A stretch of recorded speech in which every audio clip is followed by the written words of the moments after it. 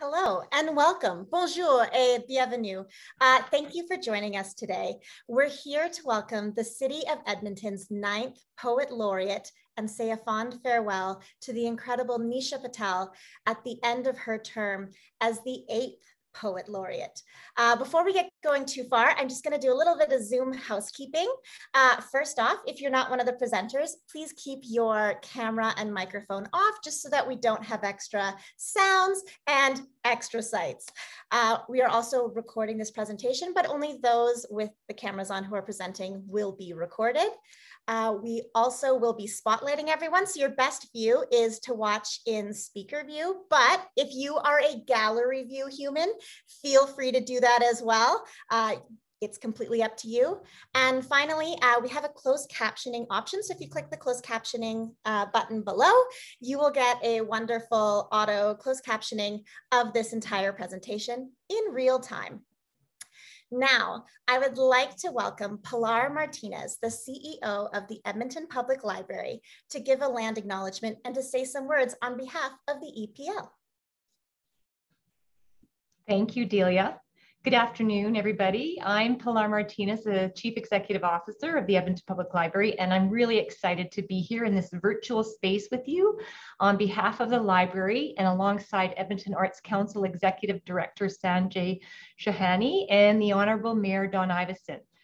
Before we get started, I would like to begin by acknowledging that we are in Treaty 6 territory, and together we acknowledge all the many First Nations, Métis, and Inuit whose footsteps have marked these lands for centuries.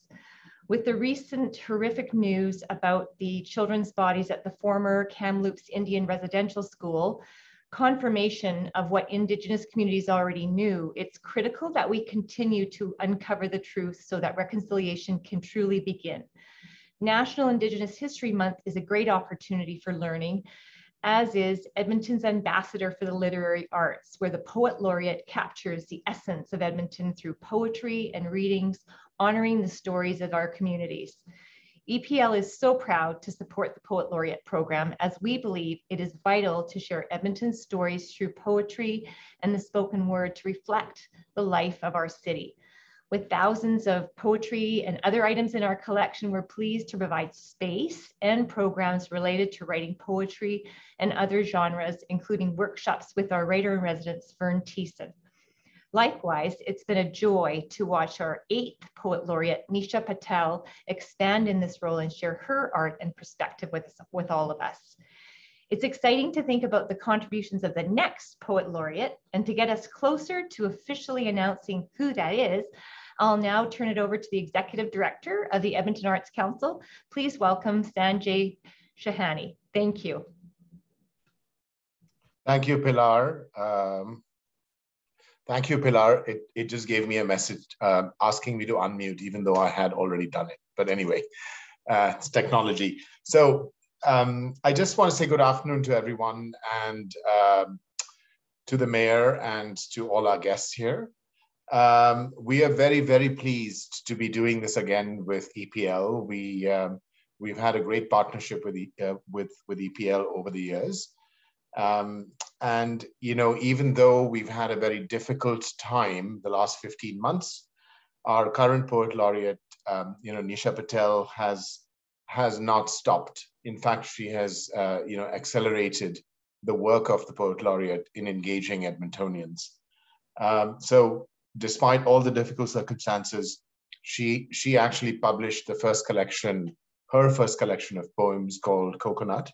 And she's taken this work digitally, of course, because we were not able to gather. We've not been able to gather together. And she's done a digital book tour. It's also important to note that her work has now featured in many of Edmonton's top poetry lists. And I think before I close very quickly and invite the mayor, I think it's important to note that despite this very difficult time, Nisha has continued on with her work mentoring poets across the city. And not only has she shared the craft of writing poetry and the artistry that every poet needs to have, but she's also shared her own experiences with emerging poets around how to be an artist, including the business side of the arts. She's also shared her knowledge and her expertise in the field of sort of curation, in the field of networking, and very importantly, as we believe at the Edmonton Arts Council very strongly, that all artists must be paid. And so sort of ensuring that poets understand their role. And I've got the signal now, so I have to go. But I just wanted to say one quick thing about Nisha and her work.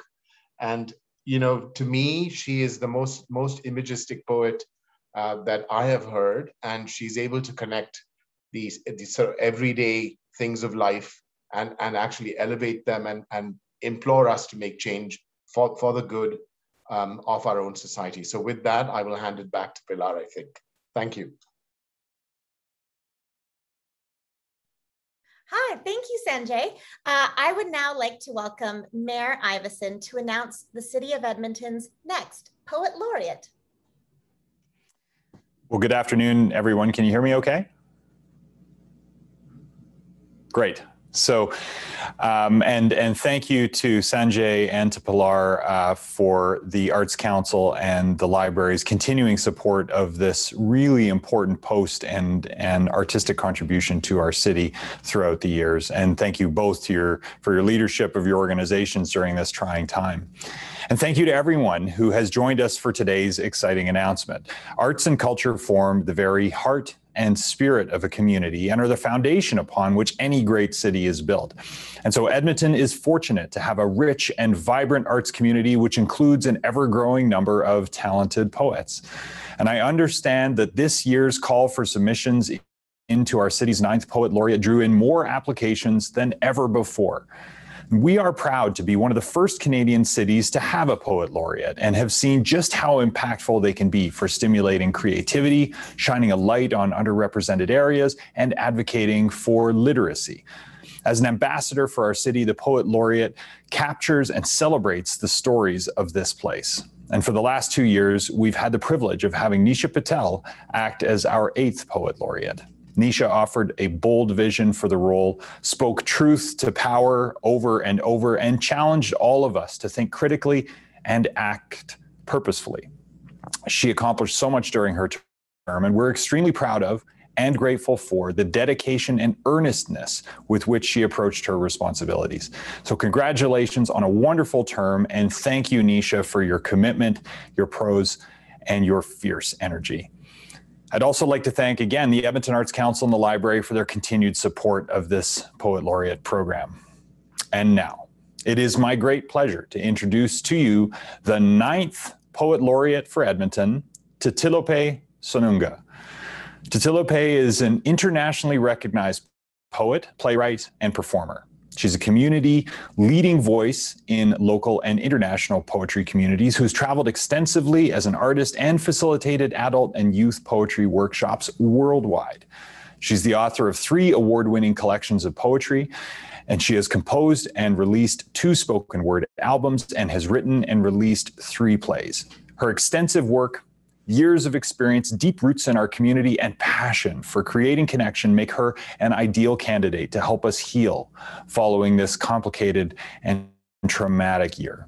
So congratulations to Titilope. I am extremely excited to see how you will continue to build strong relationships and create opportunities for artists in this new role.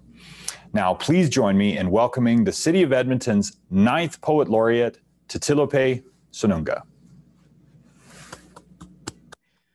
Thank you so much. It is an honor to serve in this role. Edmonton has been the bedrock in which I have planted my artistic dreams.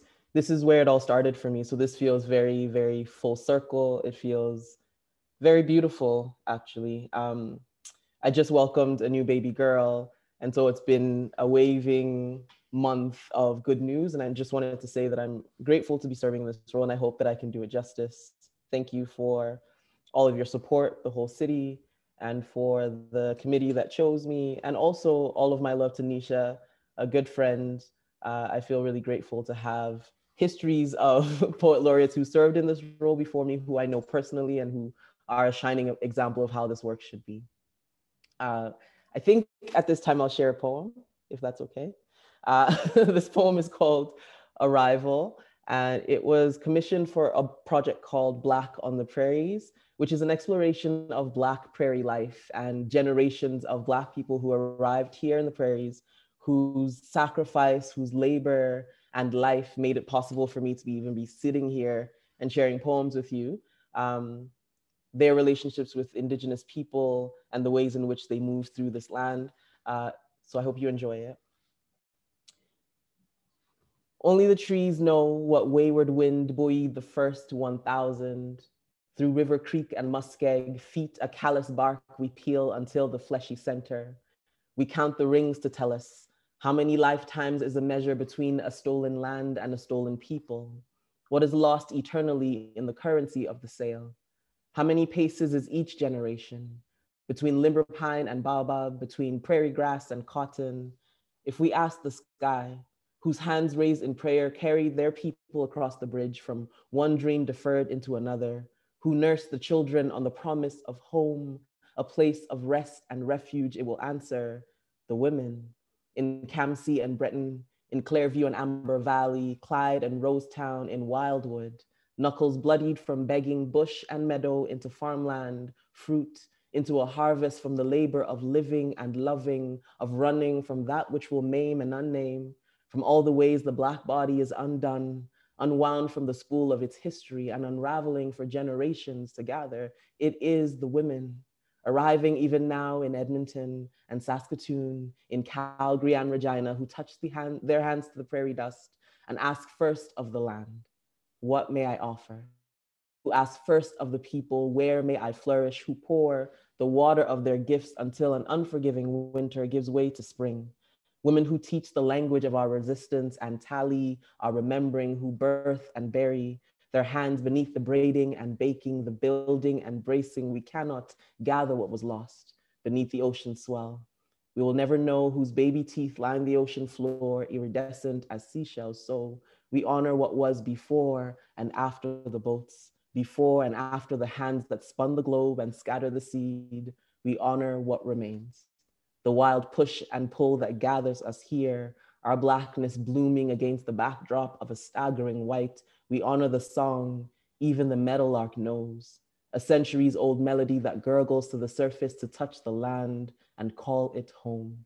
What we speak in our sukus and ska, our soca, soul, and calypso, our kumpa and Afrobeat, what the women sing into the ears of children whose dreams take up their rightful space in the night sky, children who say their mother's names and close their eyes knowing. Thank you so much, and I look forward to this time. Thank you so much. That was amazing. We're so excited to see what you have planned for your tenure as Poet Laureate.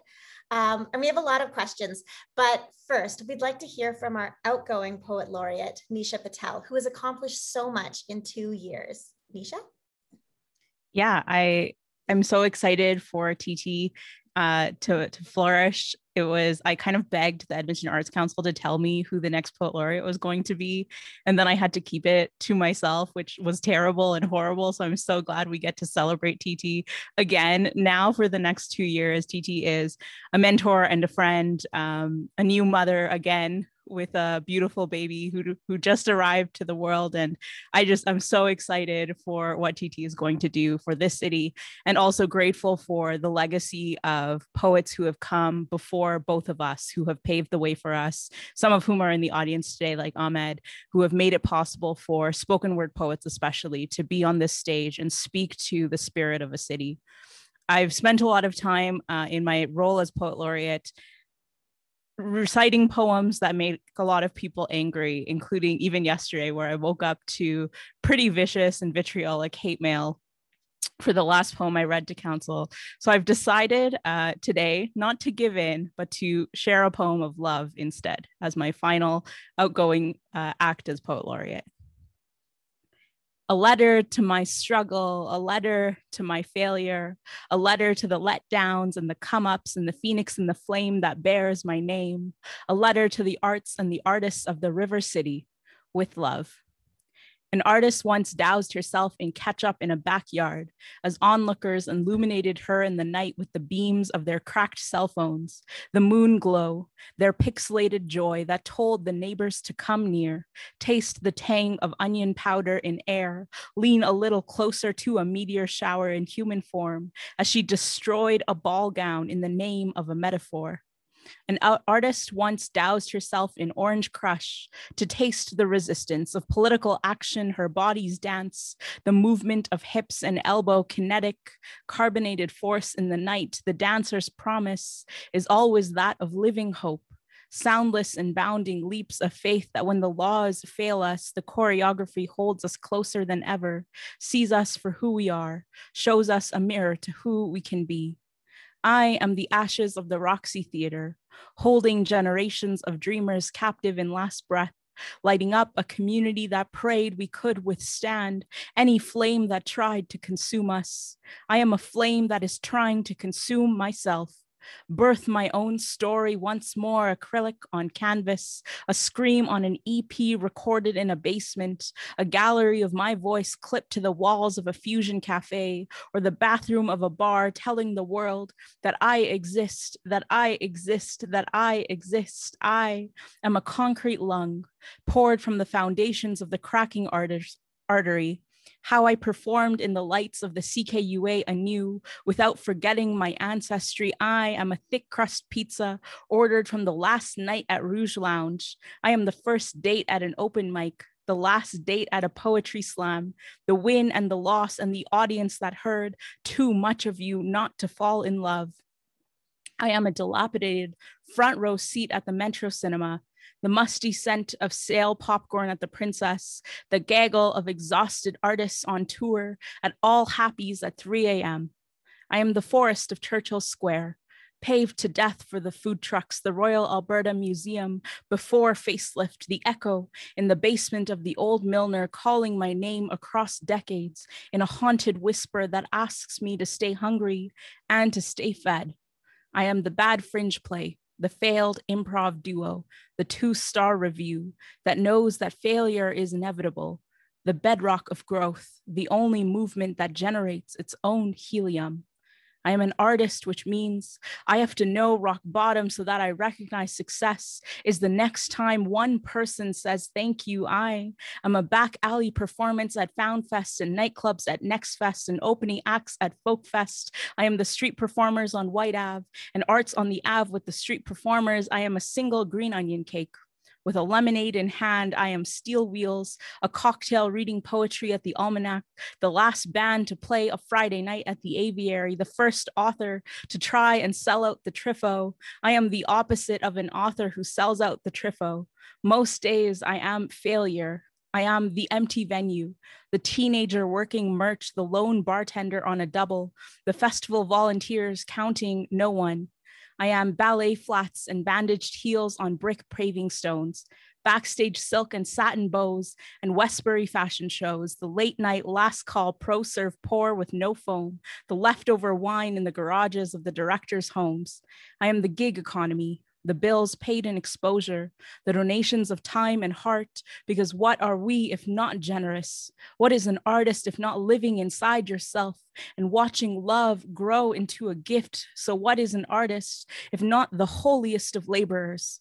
For every moment is music, every love song is dance, every step towards my dreams leaving footprints for the next artist to walk past. An artist once doused himself in anxiety, stood on stage at the university, taught me how you can fear the thing you love most and still grow to dream in poetry. And as I wept in the audience at this grief and joy, speaking from human blood and bone, I knew in my heart that this was my gift, to create art that makes me feel less alone. Thank you. Oh my gosh. Whew. There was so much in that where I was like, oh, me too. Oh, that was so beautiful, Disha. And like, While you were talking, I do have to say that I might be wrong, but the dancer that poured the orange crush on herself, that was Next Fest, Rise Up Nightclub's Ainsley Hilliard, who is my neighbor. As soon as you were saying that, I was like, I was there. That poem was so incredible. Both poems are so beautiful and wonderful. And I see why both of you have been chosen as poet laureates in our fair city. Like, oh, I just feel so honored to get to chat with you now. So now we're going to get a little less formal, and we're just going to have a super fun, informal conversation just so everyone can get to know you a little bit more. So you both obviously know each other due to the excitement of the announcement, the secret announcement, and having to like keep that under wraps. Have you two ever worked together? I don't think we've collaborated. No, that's an idea. Yeah, I think we've exchanged opportunities, you know, been like, hey, this thing is coming up, or hey, you should apply for this. But yeah, there's so many poets in the city of Edmonton. You can go like your whole career collaborating with 1, 2, 3 a month, and probably we still wouldn't have time. I'll bet. I've been to so many poetry events, and like so often you just see completely new poets that I've never seen before, which I think is so cool and so vibrant. Why do you think the Edmonton poetry scene is so vibrant and so vast? I think there's something about this community that is both big and small at the same time. Like Nisha said, there's tons of poets. You can go on and never meet everybody. But there's also this sense of like, it's like a little family, you know, and everyone's sort of invested in this idea of each person doing well. I think there's something to be said about this city that brings out the best in people in that way. And so you're never too far from an opportunity. You're never too far from an email saying, here, apply for this thing. Here's this workshop. Here's that thing. And in that way, poets are sort of growing in tandem. There are no superstars really, and there's no one person. The sky is big enough for all of us. And I think we all sort of feed back into that ecosystem, and it shows in the quality of work that poets bring out in the city. I feel super proud to be a part of it in any small way. I also think, and I've been saying it for a while, I just think that you can fail in this city and come back from it. Yeah. You know, this is a very forgiving art scene that you can have a project that goes into debt and your next project will sell like 1,000 copies, and that's okay. You're still an artist if you do that. Yeah. I agree. Coming from a theater background, I definitely love the sort of like DIY-ness of Edmonton, and then the like wonderful support for like small events that like you'd think people wouldn't even hear of, and then they come out and they're super like jazzed and excited about. So I definitely hear you on that from like a slightly different art form. Nisha, do you have any advice as the outgoing poet laureate? Yeah, I would say don't respond to the hate mail. It's not worth it.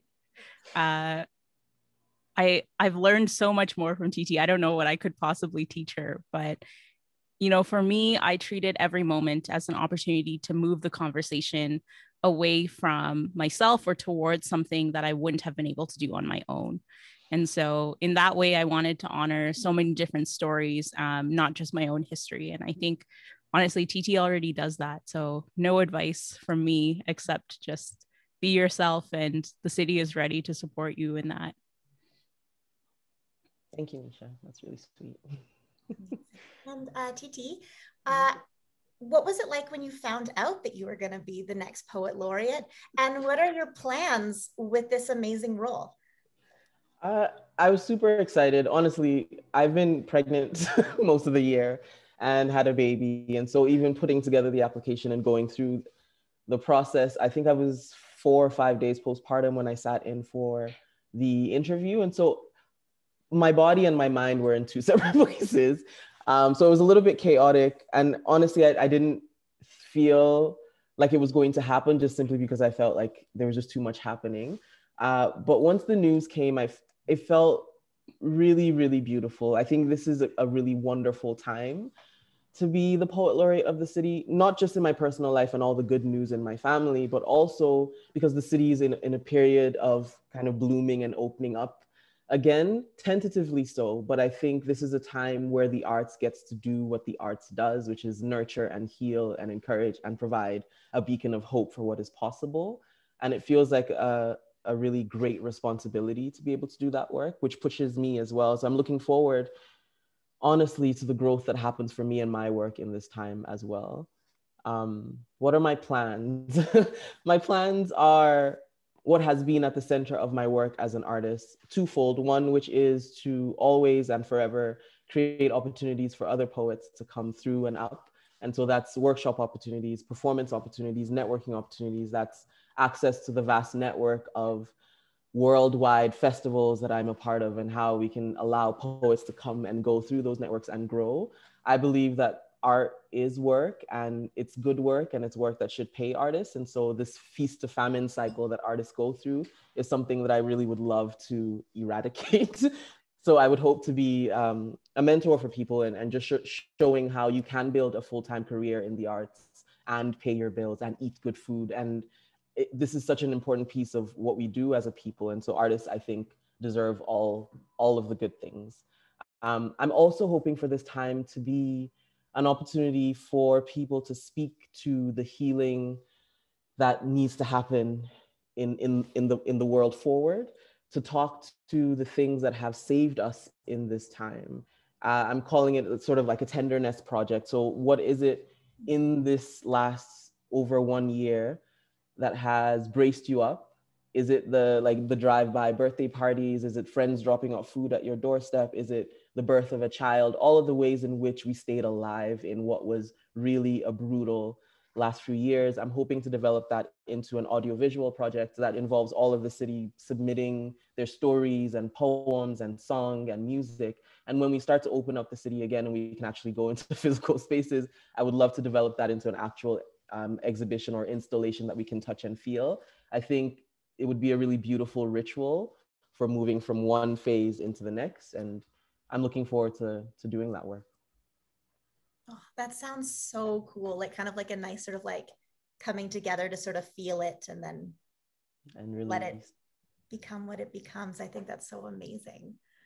Oh, so you are both really like powerful poets that seem to draw a ton from like yourselves and the world around you. This is a question for both of you. Where do you find your inspiration, or what sort of is that like little like catalyst that just sort of like has a poem that just sort of blooms out? What is your inspiration?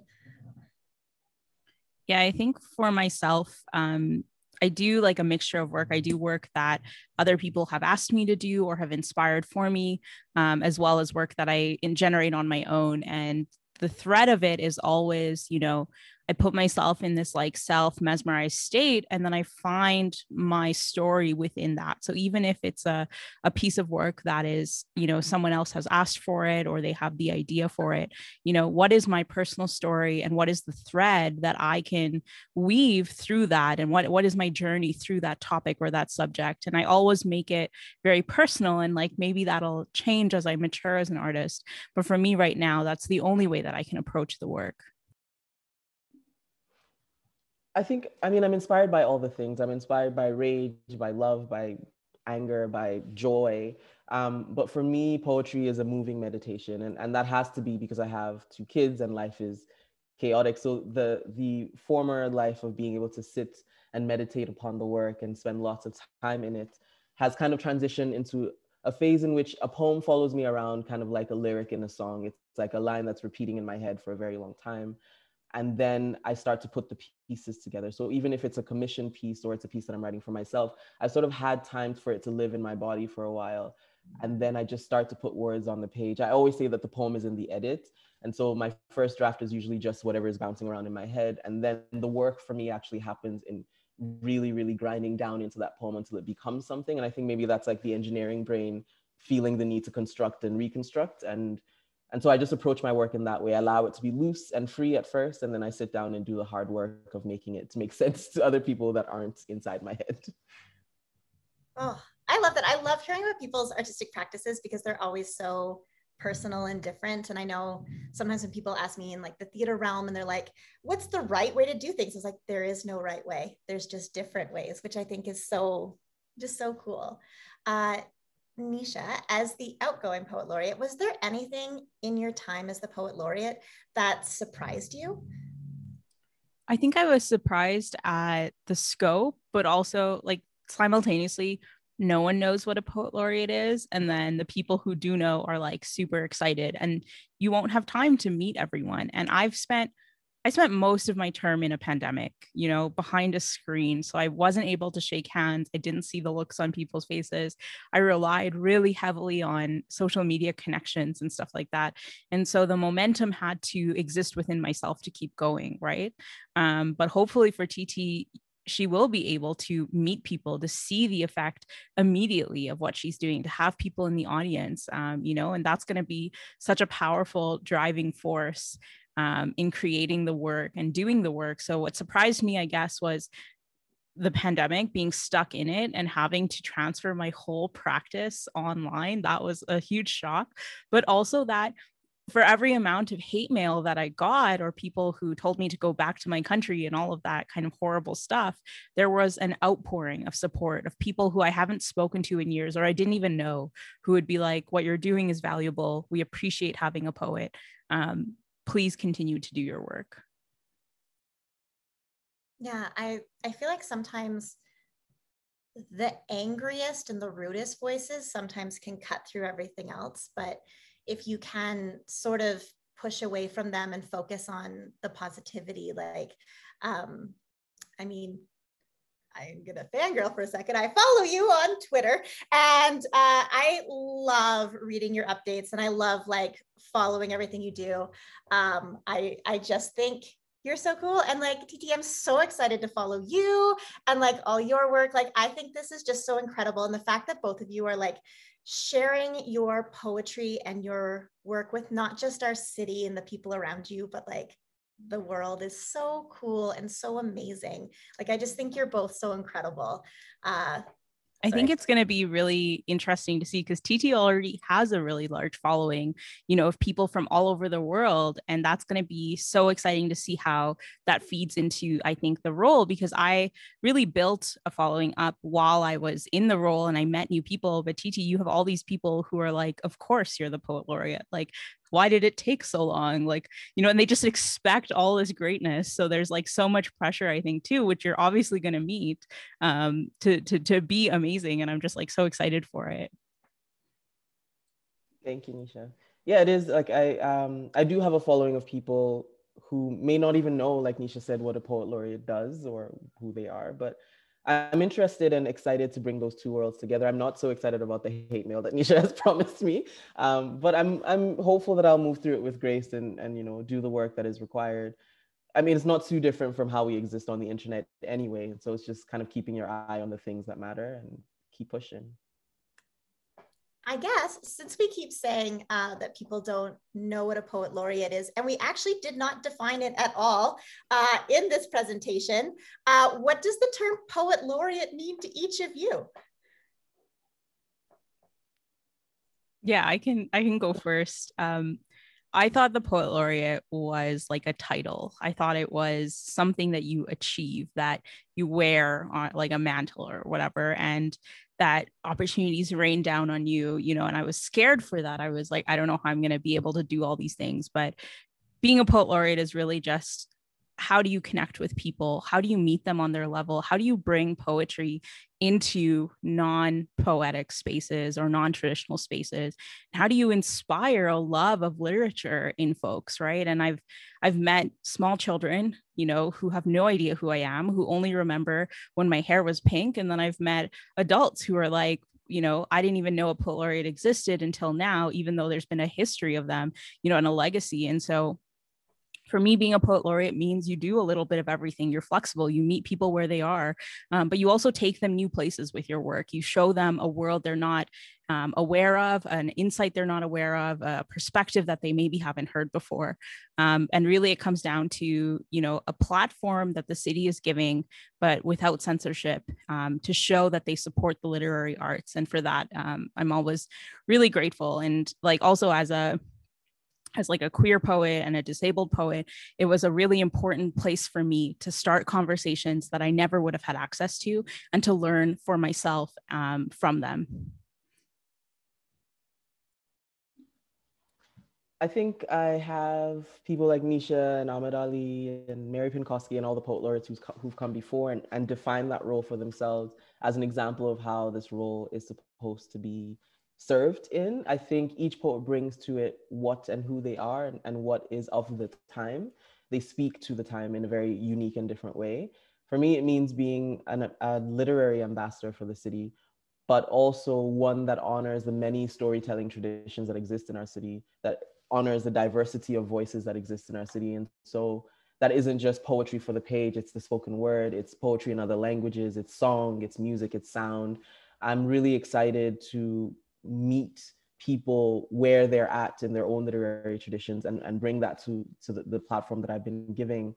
I think much of my life in the city has been not just building up my own career, but also being in a service role. And that's the way that I view this. I feel like it is a role that is there to serve and to tell the stories that aren't usually being told in our city, and to tell it in a way that is accessible and beautiful.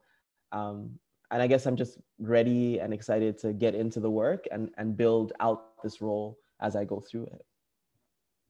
That's awesome. Speaking of the very rich history of the poet laureates in Edmonton, it's pointed out that there's been a wonderful diversity of various different poets from different poetry styles, ages, backgrounds. There's been multilingual poets, a Métis poet, a Somali Canadian, women of color, queer poets, just a wonderful, fantastic, diverse group. I was wondering, is it sort of something about Edmonton that seems to breed that, or the poetry community, or just the people who seem to flock to both? What do you think sort of has helped us have such a great, diverse, fantastic poet community and poet laureates to draw from? I mean, I think it's just a reflection of what the city is these diverse and beautiful voices of poets. And it is a testament to the selection process and the ways in which those things are taken into consideration, and how you look at, beautiful poems, and you look at these poems coming from all over the city, and you want the people who serve in this role to reflect the city. And so inevitably, it should look like that. That is actually the ideal, where it isn't such a surprise that the role is served by people from all over our city and from different communities. And so it makes me feel good. It makes me feel like the process is truly reflective of who we are. And it's an honor to be amongst those names. I think for me, it's something that I've reflected on a lot.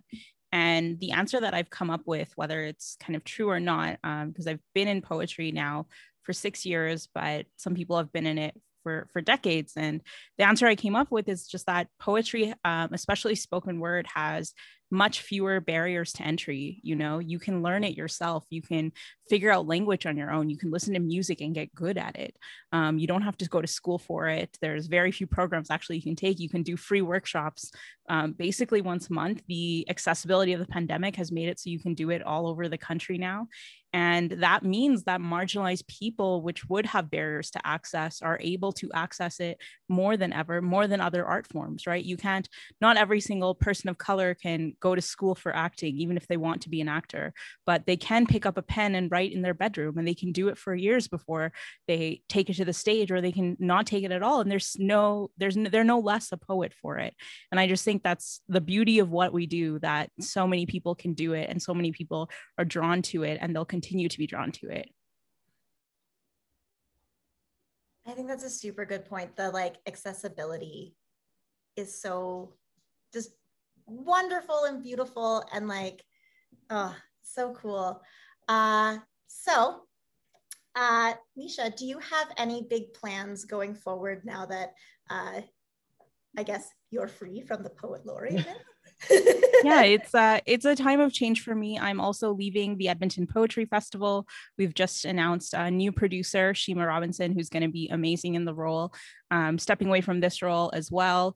And at the end of the year, I'll be out of the writer in residence. And so the artist life is always a lot of gig work, a lot of contract work. I'm hoping to really dive deep into my practice. I have, a loving partner with financial stability more than I've ever had before. And I just want to find out, like, what can I create without the burdens of having to worry about paying all my bills? And that is a huge privilege that I've worked really hard to be able to achieve. And so, I'm finishing up this book tour right now. I finished the first draft of my next collection, and I'm hopefully planning to learn how to write a novel, but I don't know how well it's going to go because I've only really written fan fiction before. So that's kind of where I'm headed. And I think, I'm gonna do what I can to figure out what my work is going to grow into. Can I ask what your fan fiction is about? Usually pop stars. That's so cool. And soulmates, which I believe in. My soulmate is a poet. He's sitting over there. I love that. That's so cool.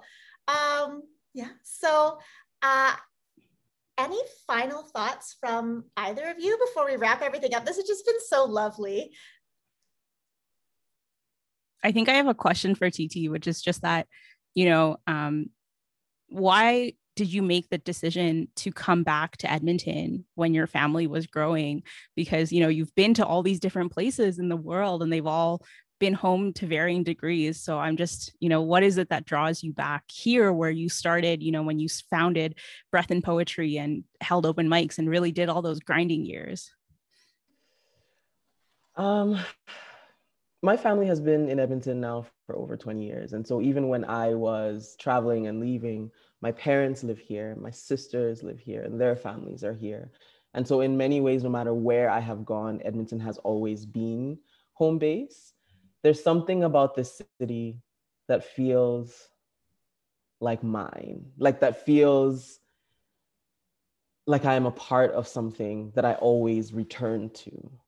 And even when I'm on the largest of stages, there's like a local Edmonton feel that I always want to return to. I think for me, even as someone who was growing my family and giving birth and having children and thinking about where I would want to raise them and where I could do that within a community that would not nurture and hold them and keep them safe and well, Edmonton was always the place, and I wanted my children to know the city in the way that I have known the city. And I wanted to plant roots here in real ways. And so, yeah, I'm not sure that I'm answering your question. I guess I'm just saying that, like, it's like a boomerang, like I always come back, and I come back because this is where it started. And all of the things that I have to celebrate and look to started in the city with the people who created platforms for me, who created opportunities for me, who said my name in rooms where I wasn't in, who shared my book, who shared my voice. And I don't know that I can turn away from that ever. That's really cool. I feel that I always sort of defend Edmonton as saying that it has an odd charm that's not obvious right away, but once you see it, it sticks with you forever. An odd charm, I love that.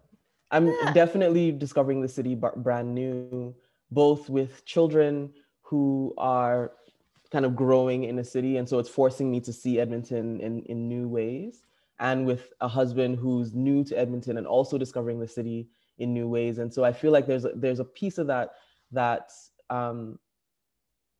is allowing me to fall in love with Edmonton again, if that makes any sense. I guess that leads me to a question for both of you. What is something that you other than what we've already talked about, that you do really love about Edmonton? What is sort of like a hidden gem or something that gives you the little like Edmonton crush feels?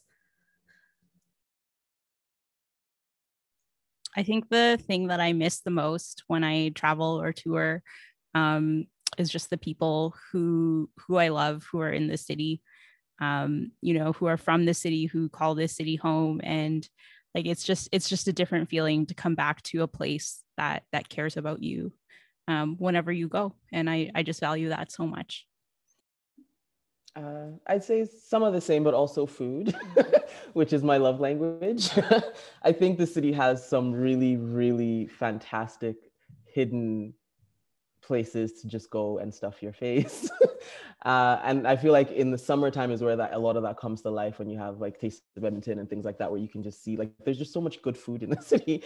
And so a lot of my memories in the city and a lot of the most joyful moments in my life in the city are tied to a restaurant that we ate at, or food that we tasted, or ice cream, or, you know, that sort of thing. And so, yes, I love the people in the city, but I also love to eat. I mean, same. I love that. Amazing. So any final thoughts on anything? Or you can ask each other questions. I don't want to control this.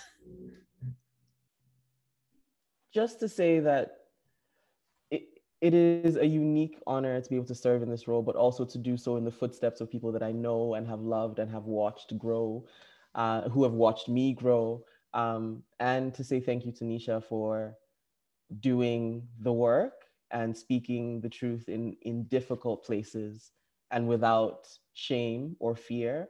And I know that we joked about the emails and all of those sorts of things, but it is a testament to your grit and your gifts that you were able to weather that and keep going. And so you doing that makes it easier for the rest of us. So thank you for your time in this role and for all that you do.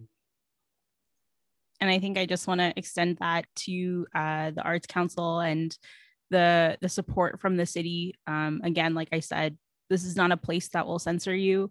It is a role that you can do with it what you will. And so I'm grateful for that.